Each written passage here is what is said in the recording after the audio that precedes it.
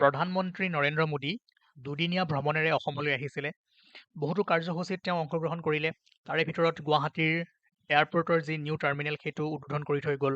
আৰু যোৱাকালি নামৰূপত urea fertiliser plant এটা আধাৰশিলা স্থাপন কৰি থৈ গৈছে।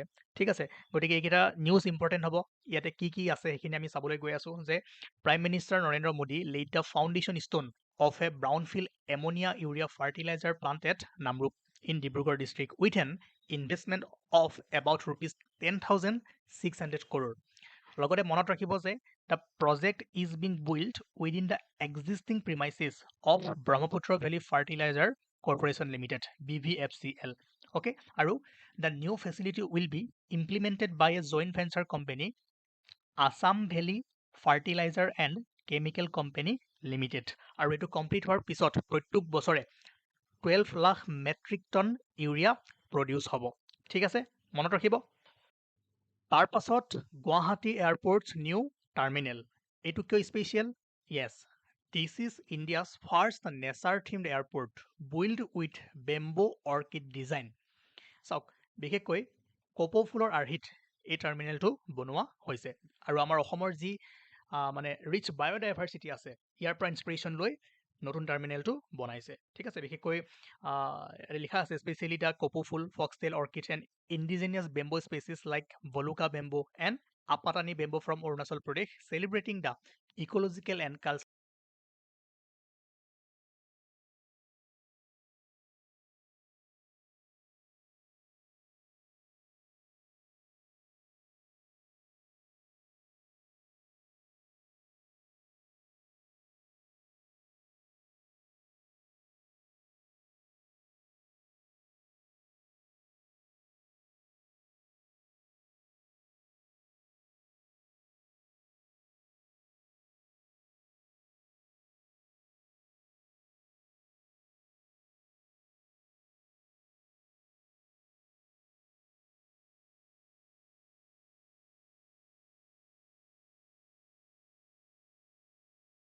চৰাইচুং ফেষ্টিভেল ডিচেম্বৰ 7 পৰা 10লৈকে মাজুলীত চৰাইচুং ফেষ্টিভেল অনুষ্ঠিত হৈছিলে।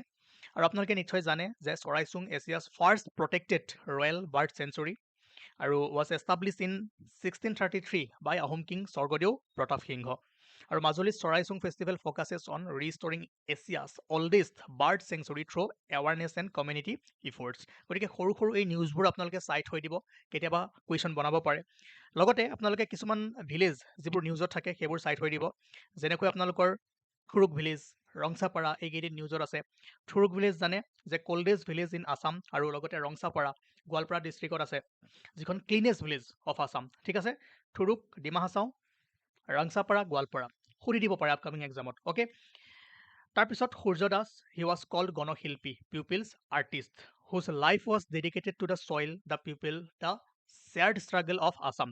2024 21 ডিচেম্বৰত তেওঁৰ মৃত্যু হৈছিলে, আৰু এইটো ফাৰ্ষ্ট ডেথ এনিভাৰ্চাৰী হয়। গণশিল্পী সূৰ্য দাসৰ কৰ্মজীৱনলৈ যদি আমি এভুমুকি মাৰোঁ, তেনেহ'লে দেখিম যে in 1959 he recorded his first gramophone record in Kolkata under the music direction of Dr. Bhupen Hazarika. তাৰপিছত এইটো ইম্পৰ্টেণ্ট হয় যে in his film debut he provided music for the movie Obuz Bedona, which was the first movie directed by a blind director late Gunohindhu Hazarika. তেখেতৰ এটা ইভাৰগ্ৰীণ song, মানুহ দেখিছোঁ আজি বহুত মানুহ, I C many people today. কেতিয়াবা প্ৰশ্নত সুধিব পাৰে মানুহ দেখিছোঁ আজি বহুত মানুহ, এই গীতটো কোনে গাইছিলে।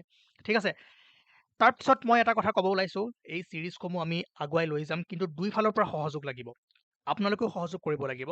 আপোনালোকক যিসমূহ আমি হোমৱৰ্ক দিওঁ সেইবোৰ কৰিব লাগিব। কুৱেশ্যন নম্বৰ 45, কুৱেশ্যন নম্বৰ 50 সহজ কুৱেশ্যন হয়, প্ৰত্যেকজনে পাৰিব। কমেণ্ট ছেকশ্যনত ইয়াৰ এনচাৰটো লিখি পঠাব। ঠিক আছে, তেতিয়াহে গম পাম আপোনালোকে পঢ়িছেনে নাই। নহ'লে ছিৰিজবোৰ মই আগুৱাই লৈ গৈ থাকিম, যদি কোনো ভালদৰে পঢ়া নাই, কোনেও ইনফৰ্মেশ্যনবোৰ লোৱা নাই, তেতিয়াহ'লে একো লাভ নহ'ব। ঠিক আছে, তাৰপিছত নীলম দত্ত প্ৰেজেণ্টেড অম্বিকাগিৰি ৰায়চৌধুৰী এৱাৰ্ড। নামটো মনত ৰাখিব, আৰু এই সুযোগতে আমি অম্বিকাগিৰি ৰায়চৌধুৰীৰ বিষয়ে অলপমান ইনফৰ্মেশ্যন ল'ম। চাওক, অম্বিকাগিৰি ৰায়চৌধুৰীৰ বিষয়ে যদি আমি ভালদৰে পঢ়িবলৈ যাওঁ, এটা ডাঙৰ মানে ছেশ্যন ল'ব লাগিব। এতিয়া এক্সাম পইণ্ট অফ ভিউৰ পৰা যিখিনি ইম্পৰ্টেণ্ট হয় সেইখিনি দিবলৈ মই গৈ আছোঁ। জানে কি বুলি কোৱা হয় তেওঁক? অসম কেশৰী। ঠিক আছে, Asom Keshari Ambikagiri Raichoudhury was a poet, lyricist, singer, powerful prose writer, news worker, magazine editor, patriotic social worker, and leading freedom fighter of India's freedom struggle.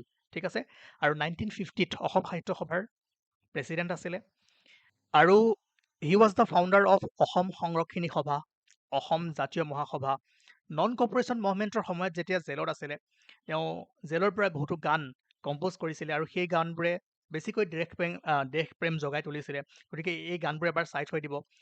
লগতে বন্দিনী ভাৰত যিখন ড্ৰামা তেওঁ লিখিছিলে, সেইখন ব্ৰিটিছে বেন কৰিছিলে, ইয়াৰ বিষয়ে আপোনালোকে নিশ্চয় জানে। ঠিক আছে, আৰু Ambikagiri Raichoudhury published poetry books call to me in 1915 আৰু বীণা ইন 1916। চনবোৰ মনত ৰাখিব নালাগে, টু মি আৰু বীণা কোনে লিখিছিলে বা কাৰ হয় এনেকুৱা কুৱেশ্যন সুধিব পাৰে। তেনেকৈ in 1918 in collaboration with Chandranath Sharma he came out with a monthly magazine call Chetana. In 1965, he won the Sahitya Academy Award for বেদনাৰ উল্কা। ঠিক আছে, এই পয়েট্ৰি বুকছখিনি এবাৰ চাই থৈ দিব, বিশেষকৈ বেদনাৰ উল্কা, অনুভূতি, বহুতবাৰ কুৱেশ্যন আহিছে ইয়াৰ ওপৰত। ঠিক আছে, 1965ত সাহিত্য একাডেমী এৱাৰ্ড লাভ কৰিছিলে ফৰ বেদনাৰ উল্কা। অ'কে, নেক্সট, শ্বহীদ স্মাৰক ক্ষেত্ৰ 10 ডিচেম্বৰত অসমৰ মুখ্যমন্ত্ৰী ডক্টৰ হিমন্ত বিশ্ব শৰ্মা ডাঙৰীয়াই গুৱাহাটীৰ বৰাগাঁৱত শ্বহীদ স্মাৰক ক্ষেত্ৰ উদ্বোধন কৰিছিলে। এই শ্বহীদ স্মাৰক ক্ষেত্ৰ অসম আন্দোলনৰ সময়ত যি 860গৰাকী শ্বহীদ হৈছিলে তেওঁলোকৰ স্মৃতিত নিৰ্মাণ কৰা হৈছে। আৰু কিছুমান বস্তু আপোনালোকে মনত ৰাখিব যে শ্বহীদ স্মাৰক ক্ষেত্ৰৰ ভিতৰত যদি আপোনালোকে প্ৰৱেশ কৰে তেনেহ'লে অসম আন্দোলনৰ সময়ত হোৱা শ্বহীদসকলৰ প্ৰতিমূৰ্তি আপোনালোকে দেখিবলৈ পাব। লগতে ইয়াতে চেণ্ট্ৰেল মনুমেণ্ট এটা আছে, ইণ্টাৰপ্ৰিটেশ্যন হল এণ্ড গেলেৰিজ আছে, ডিজিটেল লাইব্ৰেৰী আছে 500 ছিটৰ, ৰিক্ৰিয়েশ্যন এণ্ড পাব্লিক স্পেচেছ আছে, ৱাকিং এণ্ড চাইক্লিং ট্ৰেকছ আছে, ফুড কোৰ্ট আছে, musical fountain and light and sound শ্ব'জ আপোনালোকে দেখিবলৈ পাব। ঠিক আছে, আৰু 10 ডিচেম্বৰ শ্বহীদ দিৱস হিচাপে পালন কৰা হয়, আৰু 10 ডিচেম্বৰতে খৰ্গেশ্বৰ তালুকদাৰ তেওঁ প্ৰথম শ্বহীদ আছিলে অসম আন্দোলনৰ, আৰু সেই দিনটোতেই অসম আন্দোলনৰ শ্বহীদসকলক সন্মান জনাই শ্বহীদ দিৱস হিচাপে পালন কৰা হয়। ঠিক আছে, গতিকে আজি আমাৰ ইমানেই আছিলে। নেক্সট ছেশ্যনত আমি আকৌ লগ পাম। গতিকে আপোনালোকে হোমৱৰ্কসমূহ কৰক, আৰু ইয়াতে সকলোবোৰ বস্তু লিখা হৈ আছে, এইখিনিতো আপোনালোকে জানে, সেইকাৰণে মই বিতংকৈ কোৱা নাই, এবাৰ পজ কৰি চাই ল'ব। ঠিক আছে, থেংক ইউ।